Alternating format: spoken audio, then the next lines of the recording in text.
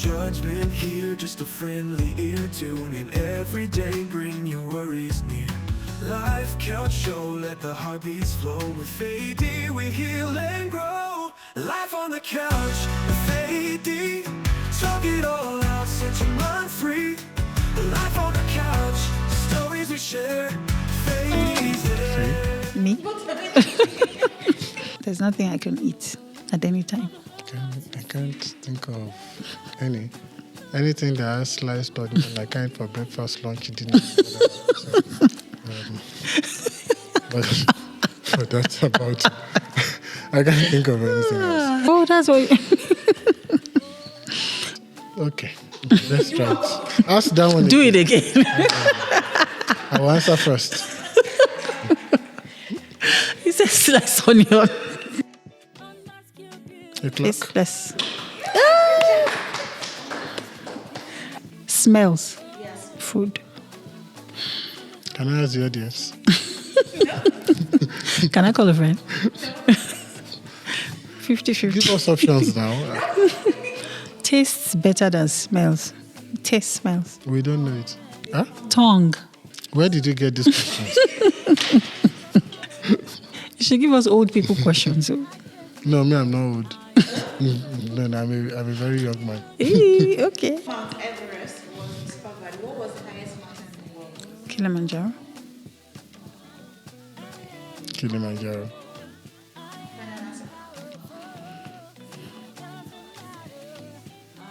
Everest -1.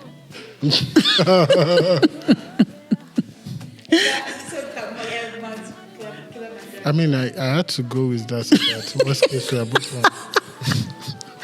The way you said it. Everest, it wasn't discovered before it was discovered. Oh, that's right. It was always. It was, okay. You're right. But that my Everest -1. It's close. 4 wheels and flies. Aeroplane. Well, it has wheels and it flies. Can we find a friend? Helicopter. Jet. You're making it worse. With each answer. Private jet. So if you don't know the answer, going. Gone. Let it go. The audience.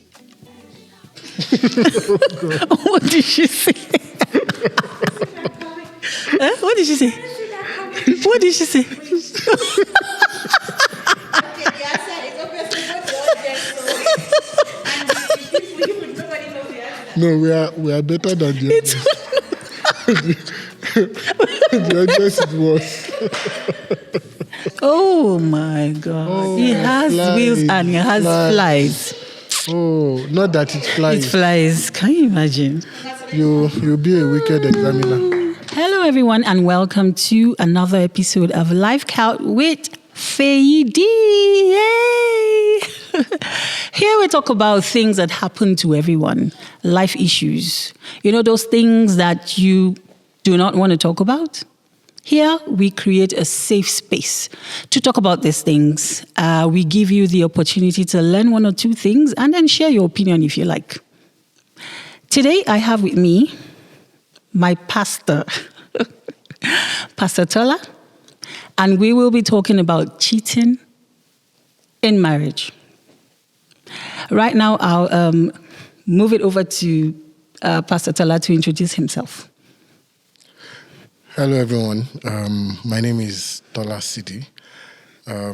As Faye said, I am a pastor, a counselor, a trainer. Those are some of the things I do. I'm happy to be here today. Thanks, Faye. Although I must say that the topic is a tough one. But thanks for having me. And just for the records, he tried to run away from this one. Oh, yeah, I did. You know, he was like, can I see the other topics? I'm like, no. You have to do this one. And I have bragged. I'm like, you know, my pastor would kill this one. Anyways, so we'll just dive straight into. So how's your day been? Just today. How's the day been? Oh, today's been pretty chill. I try these days to keep my Saturday as light as possible. Some days I succeed, some days I don't. I succeeded today. Today. Good stuff. Okay, so what is cheating? How would you define cheating? In marriage or in exams, So in marriage, in the context of in the marriage. context of marriage. Yeah. It is, simply put, it is giving to someone else what should be exclusively between you and your spouse. So these days people talk about emotional infidelity and all of those. But I think on the whole, it's just something that should be exclusive to you two, someone else having access to it. I think that's a good definition. So even if we're talking text messages, we're talking, it doesn't have to be, what most people think it is for it to be cheating. Whatever is supposed to be exclusive, you're, giving it to someone else. Okay.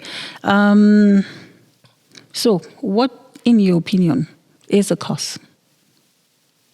Or why do you think people cheat? Okay, because I was going to say the question should be what and what and what and what and what should be, And so in my line of work, I get to see these things and talk about these things. And, and there are so many possible reasons for it. Plus the fact that some people don't even know why they're doing it. But I think the most common would be dissatisfaction in your marriage, right? Some it's because they don't feel heard. Some it's because what they consider to be their primary love languages are not being spoken. Some it's a lack of sex. But on the whole, I think it's usually from communication breakdown. And then the other things can be Ripple effect. ripple effects of that. Okay. So, is it ever justified? It's a tough one. Because some of these reasons you mentioned, they may be valid. Oh, yeah. Most times, I would usually say to couples, I don't think in most cases anyone goes into marriage saying, yeah, I'm married to you today, I plan to cheat tomorrow. No. So life happens, things happen, and unfortunately, cheating then becomes an option in someone's mind. And so to the question, is it justifiable? I don't think so. I cannot say it is justifiable, especially because I'm a pastor. Okay, wait. If you weren't a pastor, what would you say? You can't trap me. It's still not justifiable. So people just see that, Pastor Tola, okay. No, but All the right. truth is, yes, it's not justifiable. But the reason I don't sound very emphatic on it is I've spoken to, I cannot count how many couples that have had to go through these things. I know better than to go all black or white on issues like this. So many things can happen in between. So no, it's not justifiable. But I'm not one to outrightly condemn someone that is passing through that because there can be different reasons for it. Yeah. All right. So how do you think, and this can be, it can be wide, I think. How do you think it can be prevented? I don't know if it's exhaustive, but... No, we can't even exhaust it. But how can it be prevented? So there are two sides to it, right? Because the union is two individuals. Okay. And I would always say to couples that as long as you can still quarrel and talk about things, you're fine. Okay. When you get to the point where somebody is saying, you know what, don't worry, I have nothing to say to you. That's where the problem starts. Because we all need connection. We all need to feel heard. And there's always someone outside who's going to listen to you, who's going to want to be there for you. The trick in all of this is that person that is all sweet because they don't live with you and you don't live with them. And so a few hours together and each person goes away, right? So they don't plan house budgets with you. They don't raise kids with you. They don't deal with the pressures of life with you. So they are able to offer you their sweetest self. And that's what you get, right? So it's just, it's an illusion that the grass is greener on the other side. It's usually not. Okay, so would you say it's still an illusion when you have some of those causes that are valid? Like maybe, how do I say it? I'll just give an example. Maybe a man feels like his love languages are not being, what word now? Spoken. Yeah. Okay. And maybe he finds someone else who understands the love languages. So does this mean that if maybe he leaves this person and moves on to the other person, that person may change?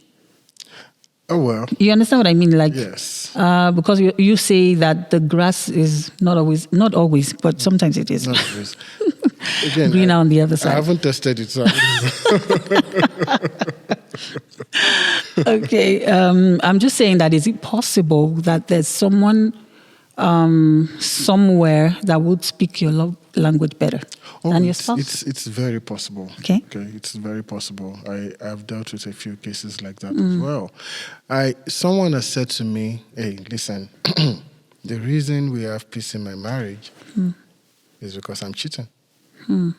So I'm not bringing the pressure here because this lady is not going to give me what I want, and we're always fighting.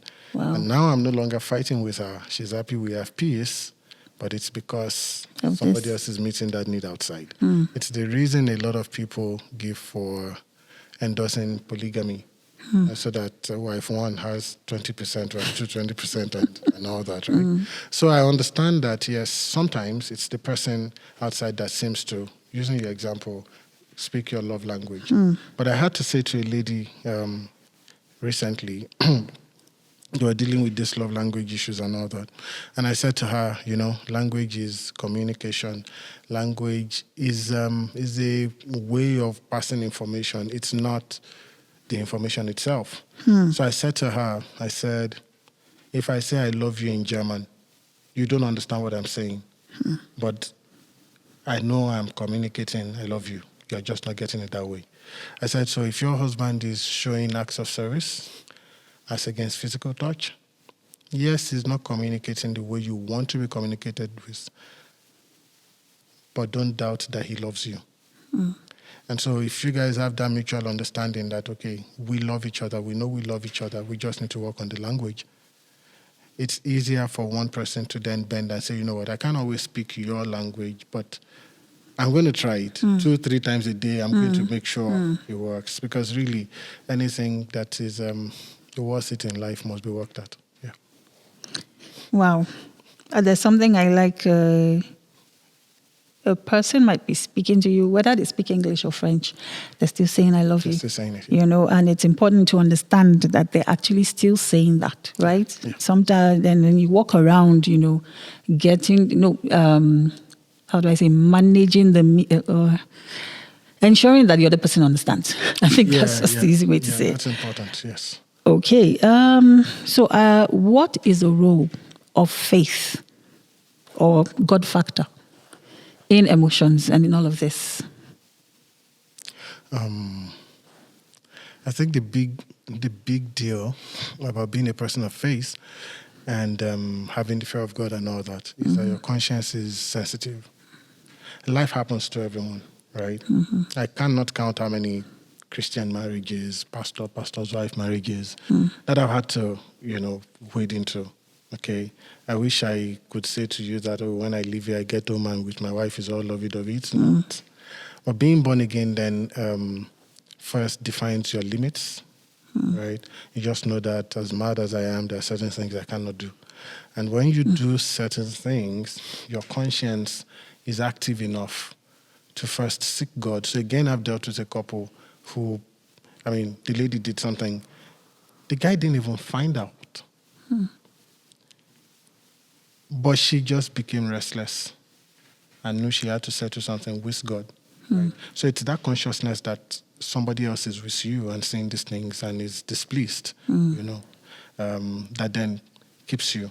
And then when you know that you can't go there and have peace, and all that, then you have to come back and see how to make this one work, right? As much as possible.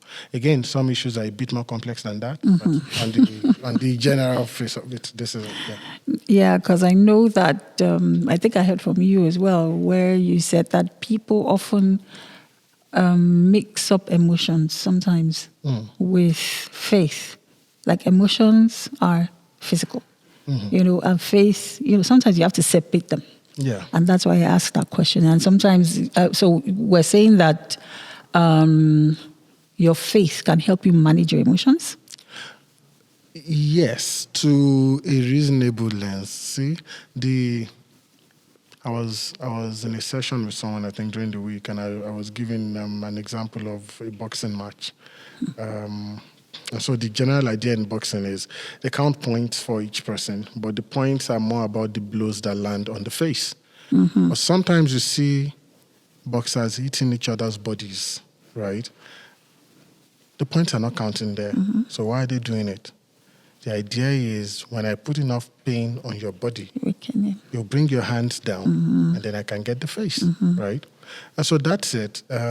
If something hits your body long enough, you'll become weak and exposed, right? And so much as we say, well, you're a person of faith and all that, it's important that you don't have to deal with the same dissatisfaction, the same pain, the same feeling of being unacknowledged repeatedly. Because as it goes, the longer it goes, the weaker you get. And I would usually say that in the battle between emotions and logic is right, but emotions win. Right? It's just what it is. So many times we find ourselves doing things we don't like, but emotions are at an all-time high, and that's it. So I'd say a lot of times it's grace of God. Yeah. Okay, I'm going to ask you a personal question. Have you ever been attracted to other women or another woman after marriage? Have I ever? I think the answer will be, I'll probably still be attracted tomorrow. Like it's I can't count. I don't like to exaggerate, maybe 5,000, 10,000. I don't know. It's a fact of life. Okay. And how have you managed that? So it's important to be honest with yourself, and self-talk is something I prioritize. You see danger, you run.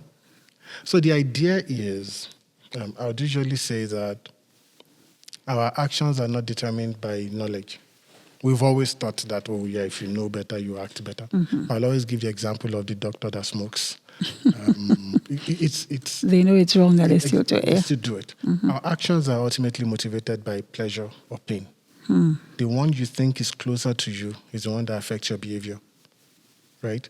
And so when I see someone attractive, and there are quite a number of things that can attract me. There's the looks, there's the brain, there's, and you see all of those. It's pleasure being stimulated right there. And so you've got to train yourself to allow the pain come closer to, hey, this thing you don't try. The outcome. Exactly. Okay. And so when you bring the pain closer, you're likely to run. That's I hope you heard that and got that. That's a thing we can try. So, have you had any near misses? Near misses. I've had quite a bit. I mean, wow. We want to hear. We want to hear. How you describe near misses, but I've had quite a bit. So this pastoring thing, I've done it all my adult life, and somehow, when I was in the university, God made me so naive. I think it's God. So much that I finished school. I thought back and I was like, okay, that had to be God. I couldn't possibly be that dumb. Like I had all sorts, ladies come to the room, jump on me on the bed, and we'll laugh and play, and then I'd get up, and it didn't even occur to me that anything was going on. Someone comes to the room, wrapped in only towel. I'm laughing. Really? And I had no idea. Oh my I'm telling God. you, so it was good. And you thought it was normal?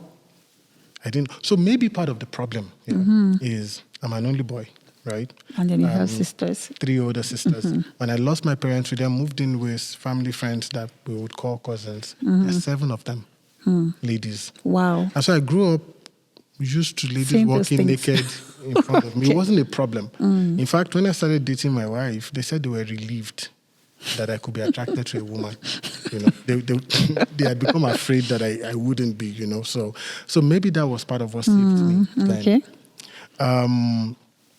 Before I got married, it continued. After I got married, it got a bit worse. Wow. Can Can you share a story? Oh, I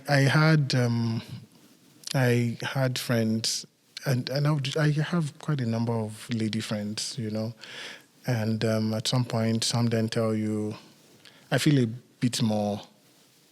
I have some more feeling than. Oh, they come to you and they tell you. Some would tell me, Wow. and then the understanding would be, okay, thanks for being sincere here.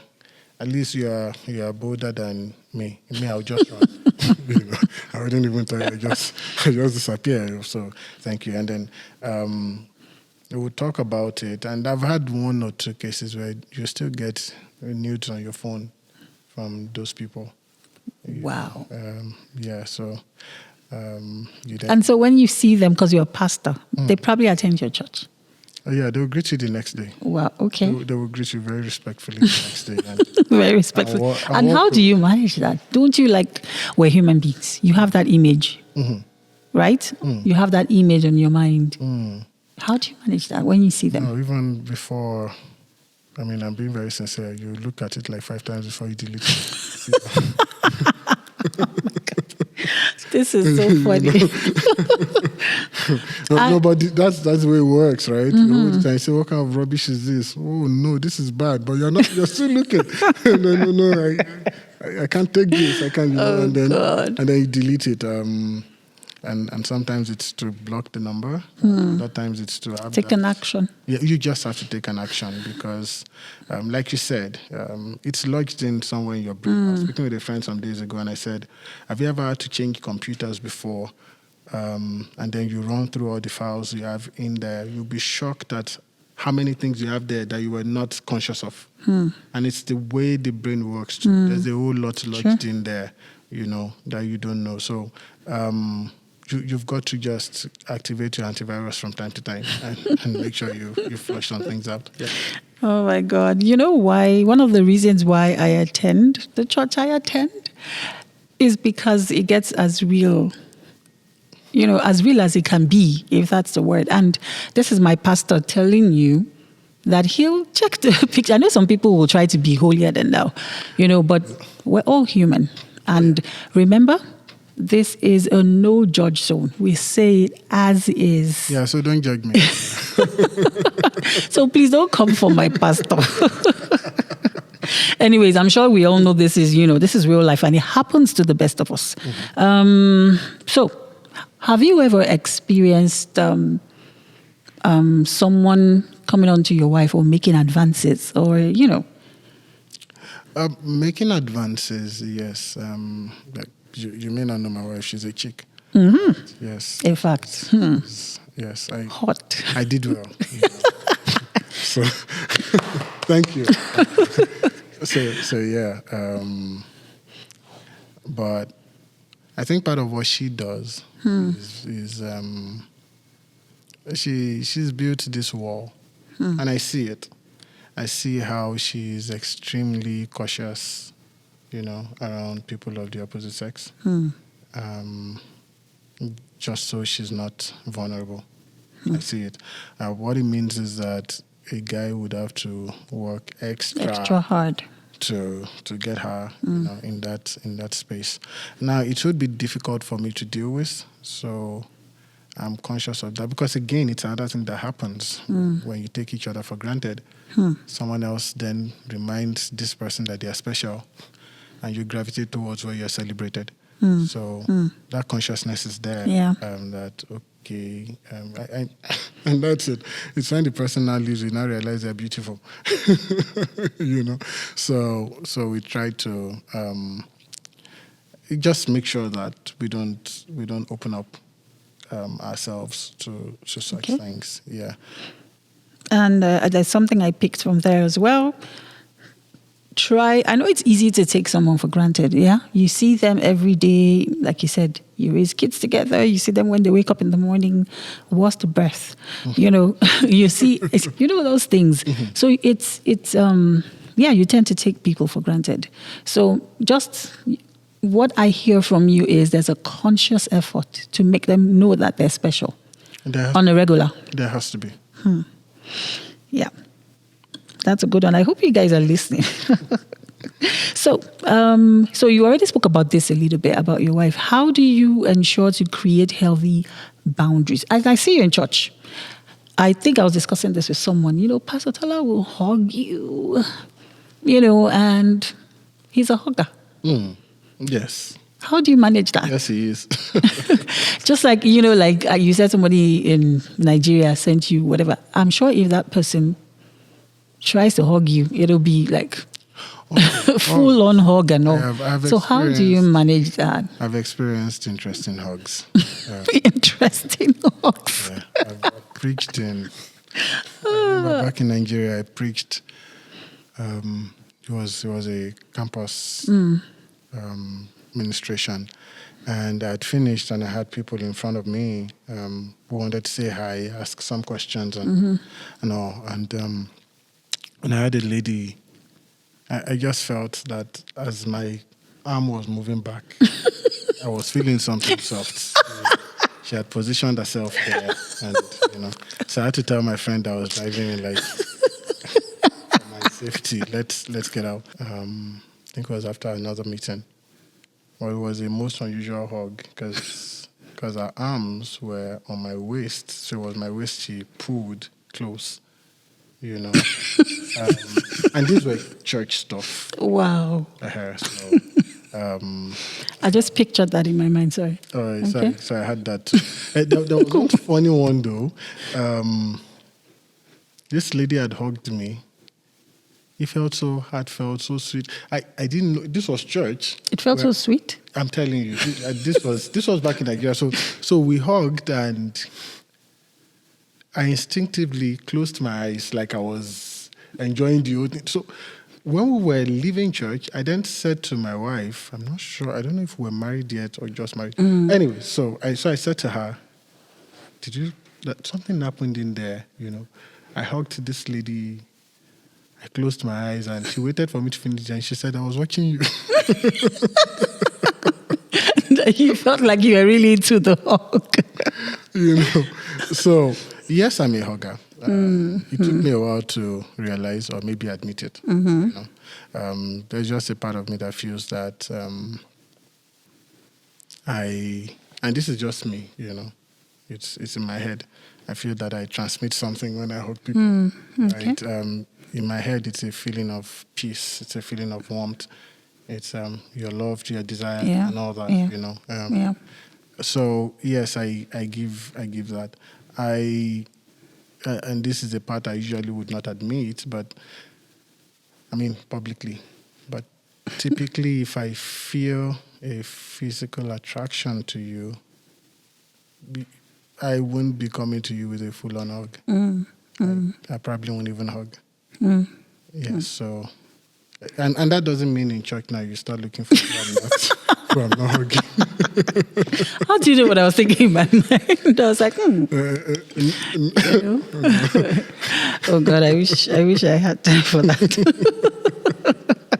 But anyways, that was such, I don't know, it was such an interesting part of the conversation. So, how can, if somebody finds themselves in this situation, how do they get out of it? It's a lot of work. First, determining how you got in there. But even before that, it's first to say, I want out. I find that that's very difficult to say, I don't want to do this anymore. And I'm open to every help I can get to get out of it. There's another question I'd usually ask. Okay, so, yeah, you got into this because you were dissatisfied at home and all that. If the guy or the lady at home is not changing, would you still want to step out of this one? Right? When you get to the point of, I hope they change, but even if they don't, I've realized I don't want to be doing this, then we can start the recovery process. But as long as it's dependent on the action of the person at home, then it becomes pretty tough because that person's been like that for a long time. Asking them to make that switch can be hard. Again, in many cases, I've seen people get offended because he's the one that cheated. Why are you asking me to make adjustments? Right? It's this person that should be making it up to me. Yeah. And now you're making it look like it's my fault. Exactly. Like it's my fault. But the communication is not, we're not saying it's your fault. This person cheated. It's there, black and white. It's their fault. The big question is, do we want this person back? If you do, what's the atmosphere that will keep this person? Yeah. I would usually say, you didn't marry a demon. You didn't marry. I don't think this person said from day one, I'm going to cheat on you. Some things led them there. And the other person can say, well, it's not like I'm happy, but I'm not cheating. Yeah, good for you. Sometimes you don't have the opportunities that this other person has. The big deal now is, do you still want them back? If you do, what kind of atmosphere will keep them? You know, it's tricky. It can be tough because, again, the person at home doesn't want to feel like, so if I don't create it, it's out again. You know, and so we have to manage. And that's a valid question. Yes.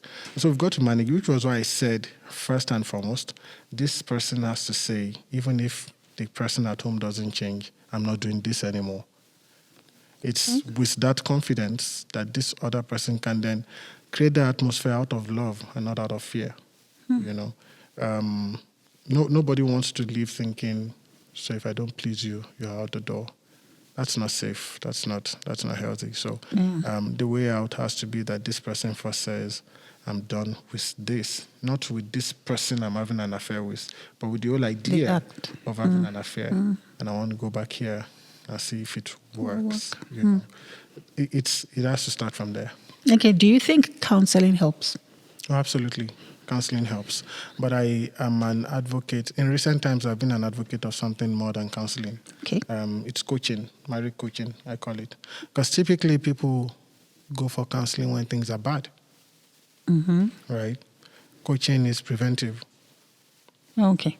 Before it gets there, when all those little things are already brewing. It's just the idea of checkup, you know. And so every week or every other week, you're touching base. Okay. With No, I was going to say, how do you know when you need coaching? Because it hasn't happened, right? That's the good thing. So coaching it's just like you have a mentor. It's not when things are bad, you seek them. It's a way of life, you know, a regular check-in and all that. So you're not doing it to discuss problems. Okay. You're doing it to see how they do it. You're doing it to be accountable. And the day you feel some anger, some resentment, you have someone you can mention it to who can help you. It's just so that feelings are not left to fester for them. Because when they do, then that emotional separation comes. Yeah. And when it comes, that's when one guy is nice to you outside, one baby is nice to you outside. And it's always interesting that this person is all sweet to you, and you say, I'm married, thanks for the love. You get home and the one you married is behaving like a... Or doesn't even see you come into the house. And so you don't know at what point you start thinking it's not your fault because I'm here with you. I'm a star outside, you know. And then gradually it goes like that. And those people outside, they know the best things to say to you. They know, it just looks like, oh, you get me. It's a lie. It's a lie. I have never heard of marriage coach. I don't know if it's a new thing, or has it always been? It's not a new thing. Okay. The concept is not new. And it's not, how do I put this now? It's not a defined field in counseling, as it were. So it's easy to say this is a marriage counselor. This is, you have life coaches, you have business coaches. It's the same way you should have A marriage coach. a marriage coach. Just a couple that you can model after, a couple you have access to, a couple you feel safe to share with. Share stuff with. People ask me from time to time, is this safe to say to your spouse, one guy is looking nice, I am attracted to him? I really don't know the answer because I don't know the dynamics you have. But I feel that if I come to you today and say, I like this babe, then I come to her and say, I like this other babe, one day, your trust will reduce. So then do I keep it to myself? That may not be very safe too. That's why You need there someone should be outside of it. those people. I feel that's I feel this would actually have prevented a lot, because a lot of people go through things and they get to that stage where they're confused and there's no one to talk to. I don't talk to my friends, women. And that's just me. I know the people out there who have, strong women friends and they pray together and all that. Maybe because of experiences. So, They don't talk to them. I promise you. Well, I can't be 100%. I can't be absolute on anything. But yes, I have spoken with loads of people who have many friends. And when it comes to the deep issues, no. You have them for the good times. You have them for, and that's fine. It can be a distraction. It can be therapeutic. Let's go swim. Let's go do whatever. But not many people, and it's a painful reality. Not many people have people within their circles that they can tell, I goofed. I goofed big time. yeah, And not be judged, not be pushed away. Not many people have it. And so it's the reality of life, right? So when you have that coach, they know they are there for that reason, It's always just good to have someone neutral that you can be vulnerable with. and you trust. And you Because that's really key for me. That's the only way you can be vulnerable. Yeah, You've got yeah. to be able to trust them. To not see you differently, to not use it against you, and to not go talking. Yeah. Yeah, That's a good one. Marriage coach. That's one thing I've learned. Do you think monitoring your spouse works? Like checking their phones. Yeah. It gives. Do you think it keeps them in check? It sends you to your grave pretty early. That's it. Yeah, so you get to check out fast and look on the bright side. When you die, then they are not cheating, right? They can get someone else. You're not there anymore. Yeah, exactly. So they're not cheating. The point is, people ask all those questions about should you password your phone? Should you? I know my wife's passwords. She knows my passwords. But if I pick up her phone, it's probably to help her charge it because she's terrible at it, right? I don't see the need to go through her messages. She doesn't see the need to go through my messages. And it's important that couples get to that point. Really, check the phone all you want. A person that wants to cheat will cheat, and you check all the phones. And you won't see anything. You check their heart, you won't see anything. So I don't think that's the way to go. Right. Okay. Yeah. So you're a pastor talking about judging. How do you think the church should manage this type of situation? It's tough. It's tough for pastors. My response to it might be a bit unconventional. You're unconventional, so we know.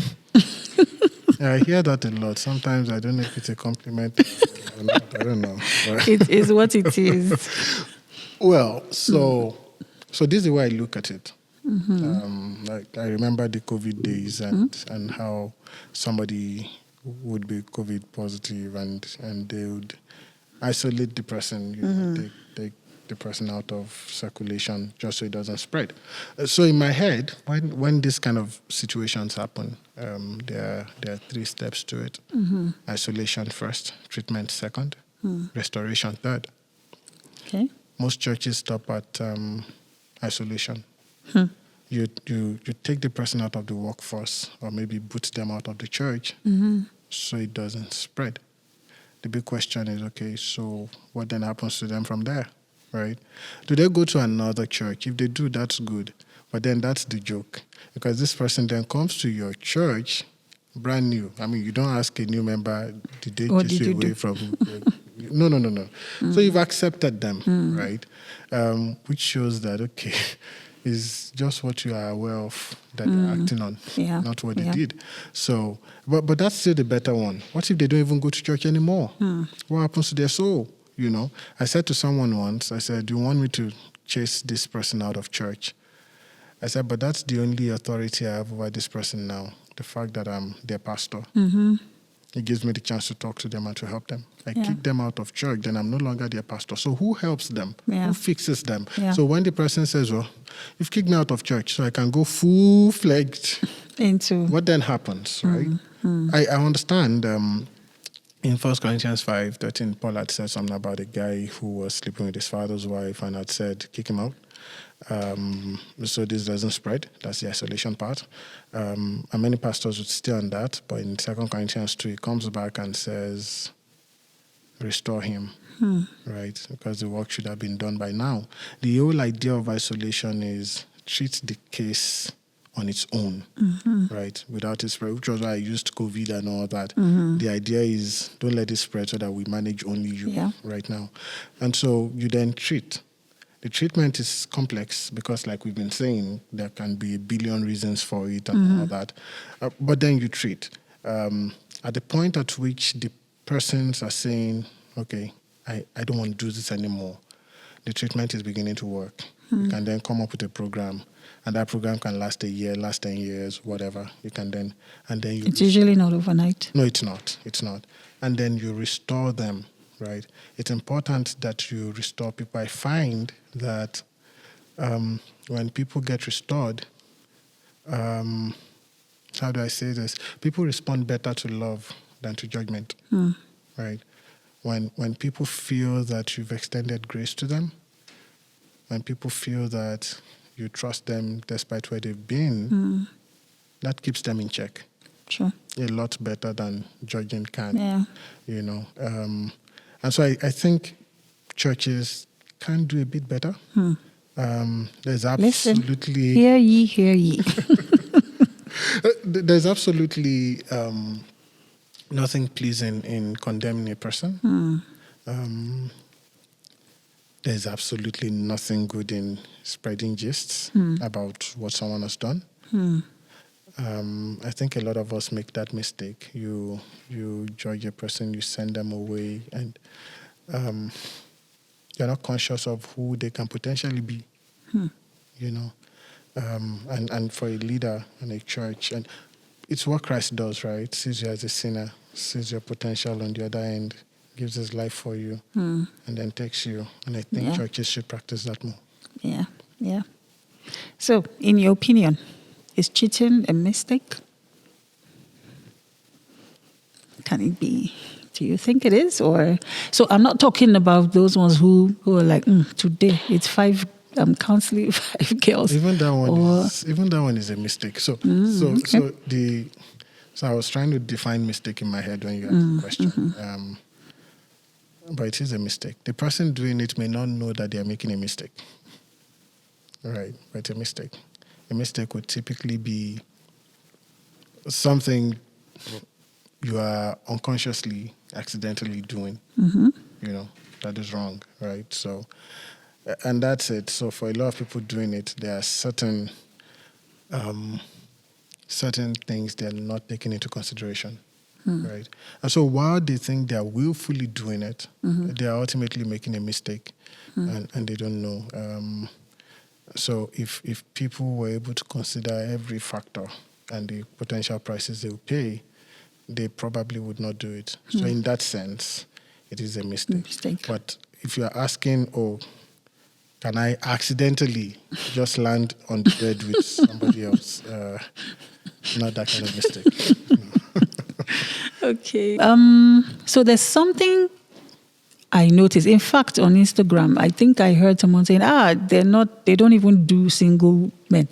What they now do, the married men are more attractive. And we've seen that where after marriage is when they start bombarding you. I think you said something about that just now. Is that your case? And why is this so? Well, in my case, maybe I became more conscious of it after marriage, right? I don't know for a fact that you become hotter after you get married. More attractive. I don't know. In some cases, it's maybe because you're married, you're seen as responsible, you're seen as less of a burden, For instance, for a married woman, the typical guy is not expecting that you get pregnant for him. Something like that, so they feel safe. For some people, it's about the money. You're supposed to be married, so you probably have some money and all that. It can be all kinds of it can be all kinds of reasons. But I don't know for a fact that you become more attractive. Again, I think it might be different from culture to culture, from location to from economy to economy, right? But I guess all over the world, the richer you get, or the more obvious you are. The likelier that some people will be interested in you. But I don't know for a fact that. Okay. Did you experience an influx of advances? Was there? Oh, I did, and it wasn't. I'm not sure it was because I was married. It was because I was privileged to be an associate pastor in a very large church. There were just 15 of us pastors in a church of maybe 40,000 people. And so at every given point, I was responsible for nothing less than 3,000 people, if you should do it by the numbers. I started at 23 as a pastor. Wow. So you would stand out. People would notice you. Yeah. Some would like the way you preach, some would like the way you talk, and all of that. But every time you stand up there and they're all looking at you, it's the whole world, right, paying attention to you. Some would like how you look, some won't. Some would like how you speak, some won't. It's just the way it works. When I remember when my wedding was announced in church, I had a few ladies come to tell me that they were disappointed. Oh, wow. Because they were planning to make a move. I had two different elderly men come to tell me that they were actually preparing their daughters for me. Wow. Yes. So, but that was when I was quarter to married. Already, too late. And then I got married and it didn't quite stop. But I think it was because in my own little space, I was a bit famous. And so people get to notice you more and more. Then if some like you, it goes on from Thanks for being humble a bit. Okay. So, last question. How can a spouse create, should I say ensure, or ensure that their wife is safe from, like you said, maybe let's use you as an example. Maybe you're more obvious, you're more out there. How can your wife, for example, ensure your safety, so to speak? Like create a safe space for you, or, just be sure to shield you from those advances. Yeah, and it's both ways. Both ways, yeah. I just give an example. So your spouse at home needs to protect you. You need to protect them. How? I think first and foremost, that home you are creating has got to be a safe space. First, the idea is for you to look forward to going home from wherever you go. As long as you have that going, then you do everything to make sure it's safe. Safe. And peaceful in there. Now, I've had cases like that. In fact, so after we moved to Canada, I left the family and went back to Nigeria and kept working. And it got worse. Oh, wow. It got a lot worse. Oh, my God. So Do you think they realized maybe she's not around and that's they why? knew it was clear to everybody. Oh, wow. Okay. It was clear to everybody that I was now single. Singly married. I don't know what to say. And I would say that it was one of the reasons I came back when I did, because I was beginning to love the life too much. Oh. You know, I close work at 4:30. Someone calls me. I says, let's go to the island. And I said, okay, let's go. like one day my wife called me. It was 12 midnight in Nigeria. She said, sounds like you're eating. I said, yes, I'm eating shawarma. Middle of the night. I just lost my senses, you know. And then you would then hear, my fridge was full, you know. Wow. Different people bring food, you know, ladies, and, you know. So it got a lot worse. And then a few photos on my phone as well. Wow. And so I would call her and say, I have another photo I've deleted and all that. But I guess what might have helped her is the fact that she believes that I would say it. And when you have trust like that, you try not to lose it. Yeah.